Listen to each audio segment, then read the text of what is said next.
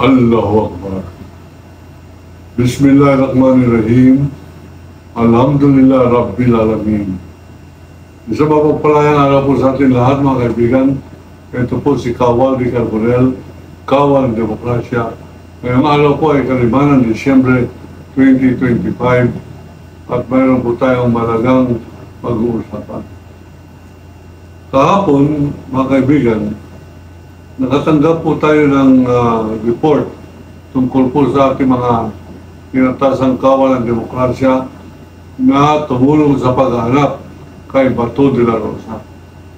Hindi po matatandaan na si Bato de la Rosa ay nababalita officially, pag sabi po natin officially, isang mataas na opisyal ng gobyerno na nagsabi na meron siyang warrant of arrest mula po sa International Criminal Court sa The Hague.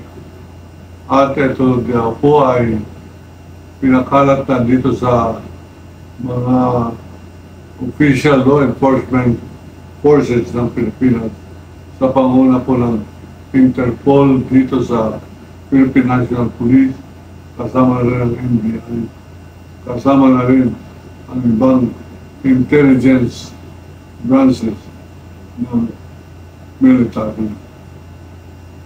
Ano po ang report sa atin?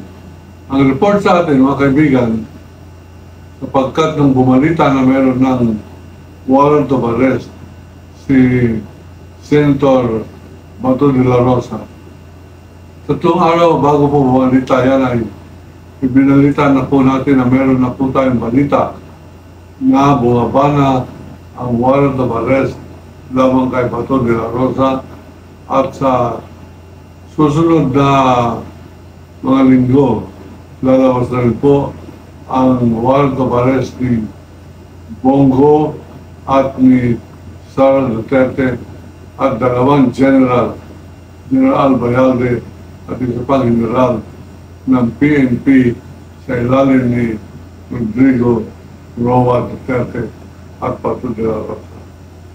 Ngayon, ano po yung babalita natin?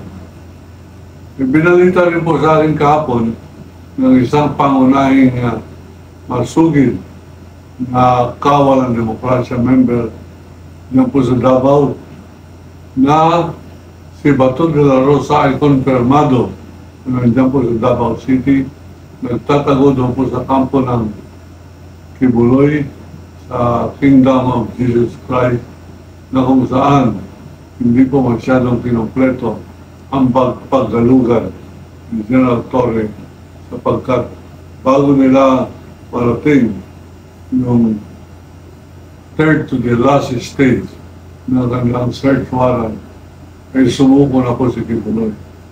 Ngayon, ang pumanitag ni umano na nagkakanlong doon ay walang iba kundi si Bato de la Rosa. At ito na nga po linggo, November 30, 31 po tayo ngayon, November. Anyway, marami pong pumasok o sinerin na mga bagong kalalakihan na miyembro ng KFJC na bago lamang nila nakita, hindi po nadoktrinahan, ngunit ginawa pong member ng po sa KFJC. Mga lalaking kaya na hinala ang mga pinanggalingan sapagkat noon lamang daw po biglang dumagsa ang ganyan karaming mga miyembro. 300 na mga kalalakihan biglang naging member ng KOJC. Ang mga itsura ay para po mga pulis, ang itsura ay para mga military training, ang itsura ay mga edad 25 hanggang 40 anyos. Ano po ibig sabihin ito? Abay lumalabas na yan po yung mga bagong recruit sapagkat meron pong maraming armas, mga 500 modernong armas sa loob ng Kingdom of Jesus Christ compound sa Davao na kung saan yan po ngayon nagkakanlog. Balita pa lamang po yan. Itong si Bato de la Rosa. Ano po, nagbabadyang kahulugan ito. May lumalabas na para pong lalaban talaga. Ito si Bato de la Rosa, hindi po siya susuko ng mapayapa, hindi po siya magpapailalim sa International Police o sa ICC, at siya ay gagawa ng last stand o huling panindigan lawan po sa kahit na sino ma-arresto sa kanya. Yan po sa Davao City. Yan po ang ating pong balita. Namataan si Senator Bato de la Rosa. Yan po sa Davao City, specifically sa Kingdom of Jesus Christ. Meron po isang kwarto dyan na hindi po naabot nila General Torre, at hanggang ngayon patuloy ang pagsisilbi po dyan ng supply, pagkain, damit, sabot, kung ano-ano, yan po sa kwarto na yan. At yan po, sa ngayon po sa ating informante, na madaming beses ko na pong nasubukan totoo ang kanyang mga binabahagi sa atin. Ay nagsabi, si Senator Bato de la Rosa ay nagtatago ngayon dyan sa Kingdom of Jesus Christ compound ni Pastor Kibuloy. Protektado ni Baste, protektado ni Pulong, at protektado ng 300 yata ng mga bagong civilian member o military member ng Kingdom of Jesus Christ. Yan po ang ating pong unang pagbabalita, at gusto po natin yan makarating sa kinaukulan. Pakipasa po ninyo, mga kaibigan, ito pong episode ng Kawan ng Demokrasya na ito sa YouTube upang makarating po sa ating mga intelligence officer hanggang sa Malacanang, at umabot po sa maraming mga magiging informante pa na seryoso ang paghahanap ng katarungan para sa mga mamamatay tao at mandarambong sa ating pong bansa. Ngayon, nung po tayo dadako sa ating pong pangalawang pag-uusapan, ay yung pong pagsuspinde kay Congressman Miao Miao Kiko Barsaga ng Ethics Committee ng Congress. Yan po'y welcome sapagkat siraulo yan si Kiko Barsaga. Kalahin po ninyo sa isang posting niya, inambing niya ang sarili niya kay Jose Rizal, kay Ninoy Aquino, at ang kanyang sarili. Sabi niya, kung si Rizal nagbigay ng buhay para sa kalayaan ng bansang Pilipinas, at si Ninoy Aquino ay nagbuwis ng buhay para ibagsak ang diktadura ni Marcos. Sabi niya, handa rin siya ibigay ang kanyang buhay para pabagsakin si Marcos Jr. E sira ulo. Pababagsakin mo si Marcos o ipalit si Sara Duterte. Eh dapat nga hindi na suspendin yan. Dapat ay pulihin at itapon sa mental hospital. Si Kiko Barsaga, na isa pong anak ng dynasty na po sa Cavite City, ay may sira ang kote, sira ang pag-iisip, hindi balansin pagkatao, and therefore, hindi karapat dapat maging congressman. Karapat dapat ikulong yan sa psychopathic hospital.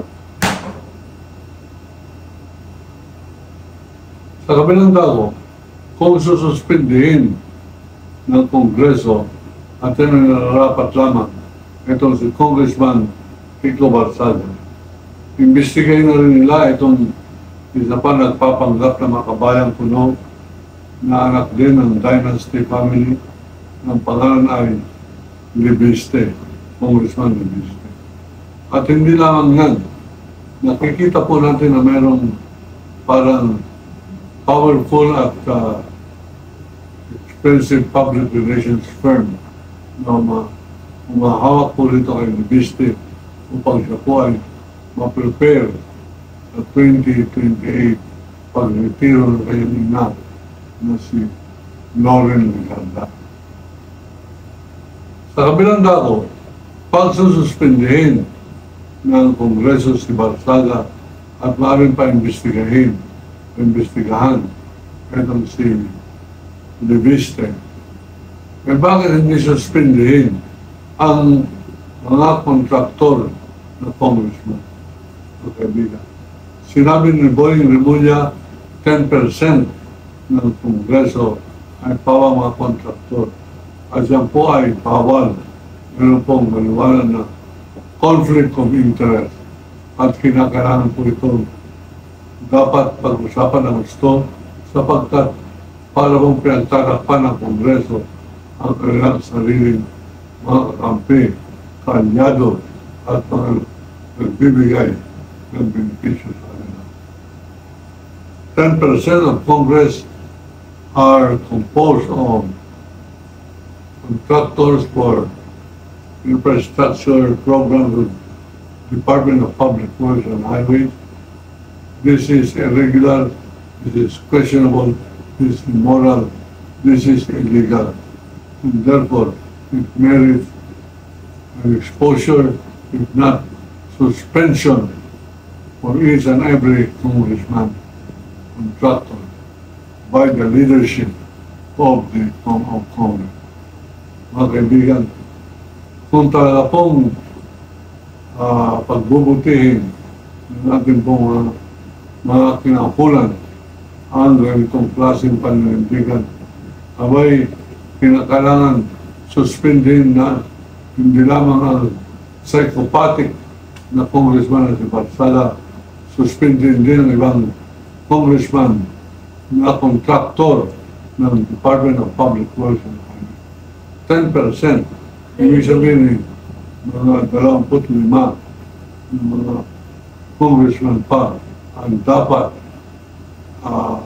suspindihin sapagkat sila ay mga contractor.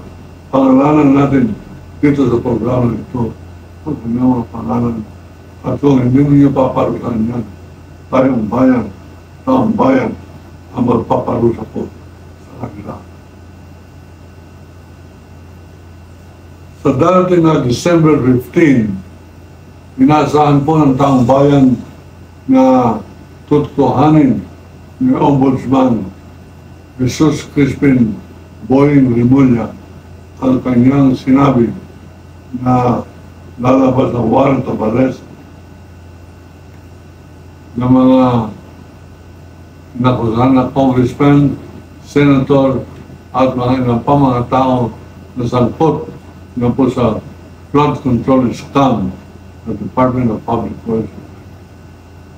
December 15, 10 araw po yan. Ginoong Rimulya, ikaw ay naharap sa pagsubok na kaya mo bang panindigan ang iyong mga mensahe? Kaya mo bang panindigan ang iyong pwesto? Kaya mo bang panindigan ang dangal ng isang Rimulya? Malalaman po natin yan sa December 15. Sa kabilang dako, tuloy-tuloy mga kaibigan ang pagdagsa ng mga barko ng China ng po sa West Philippine Sea at nang sila po ay sitahin. Ang sabi nila, magpapalipas lamang sila ng bagyo na sa karagatan ng Pilipinas. Ayon po sa ating reporter dyan sa Puerto Princesa, ang sabi nila, kitang-kita mga barkong ito, napakarami nila paggabi sapagkat ibang klase ng mga ilaw, masyado pong distinct, ibig sabihin, madaling makilala kung ito ay barko ng ship na hindi sapagkat kakaibang kanilang liwanag, kakaibang kanilang formasyon sa sila pong pwesto. At yan ay dapat ikabahala hindi lamang ng military, hindi lamang ng Navy, kundi ng gobyerno ng Republika ng Pilipinas. Sapagkat wala na po silang pagkalan sa atin.